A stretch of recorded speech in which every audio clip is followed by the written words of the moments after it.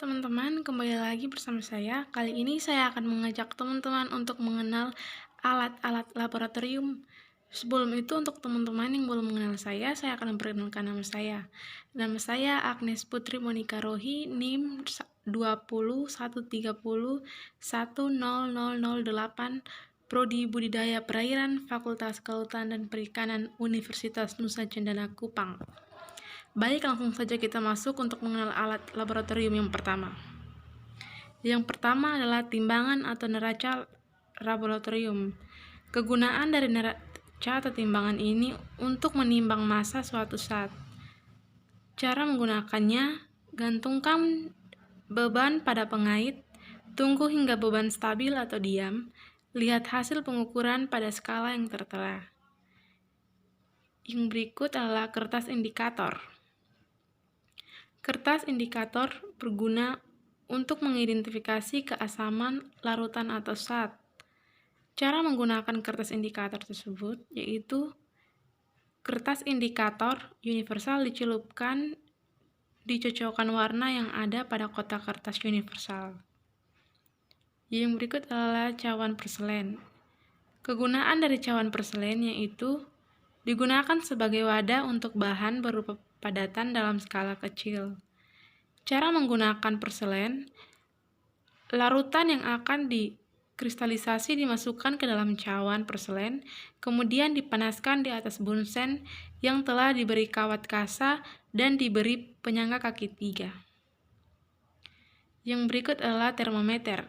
Kegunaan dari termometer yaitu untuk mengukur suhu dan perubahan suhu suatu larutan. Cara menggunakan termometer yaitu untuk di mesin ditancapkan di pipa tempat termometer. Yang berikut adalah pipet ukur. Kegunaan dari pipet ukur yaitu digunakan untuk mengambil larutan dengan volume tertentu sesuai dengan label yang tertera pada bagian yang mengembung. Cara menggunakan pipet ukur yaitu cairan disedot dengan pipet ukur dengan bantuan filter sampai dengan volume yang diinginkan. Yang berikut adalah statif laboratorium.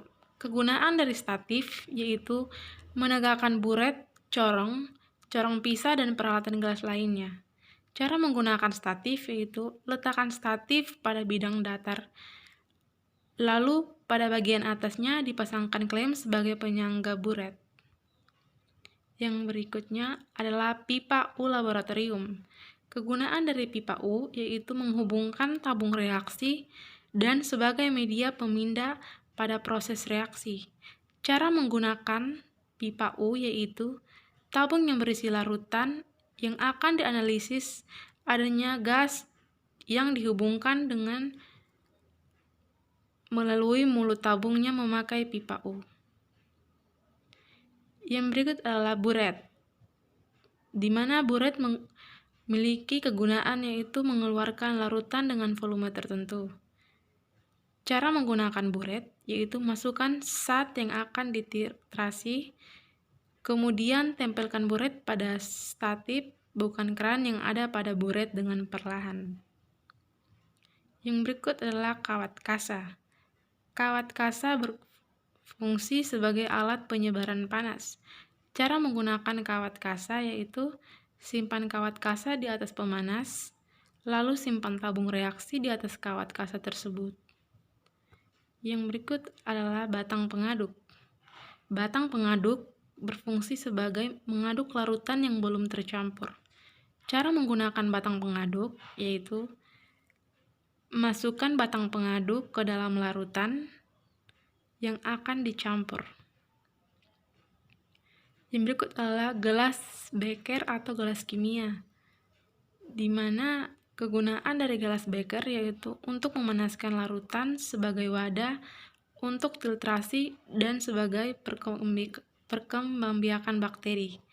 Cara menggunakan gelas beker atau gelas kimia yaitu bersihkan gelas dengan aquade sebanyak 3 kali, kemudian masukkan larutan percobaan dan simpan gelas di atas kaca asbes di atas kaki 3 untuk melakukan pembakaran.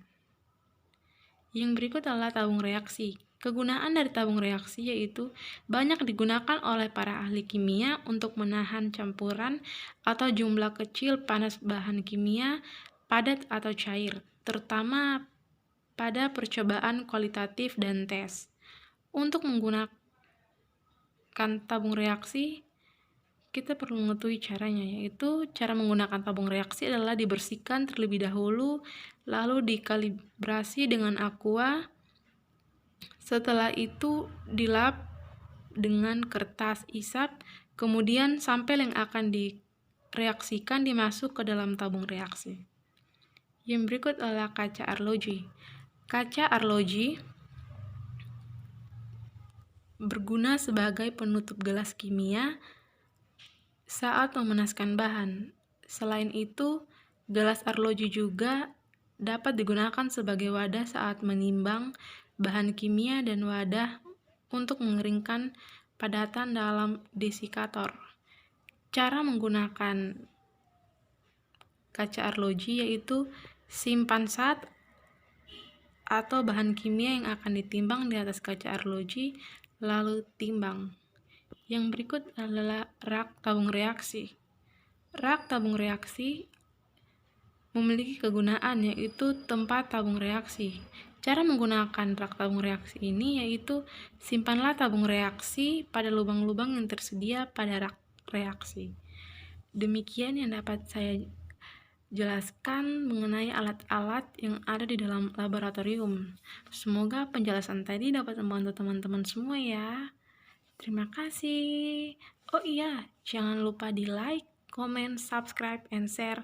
Dan semoga penjelasan kali ini dapat membantu teman-teman untuk mengetahui alat-alat apa saja yang ada dalam laboratorium ya.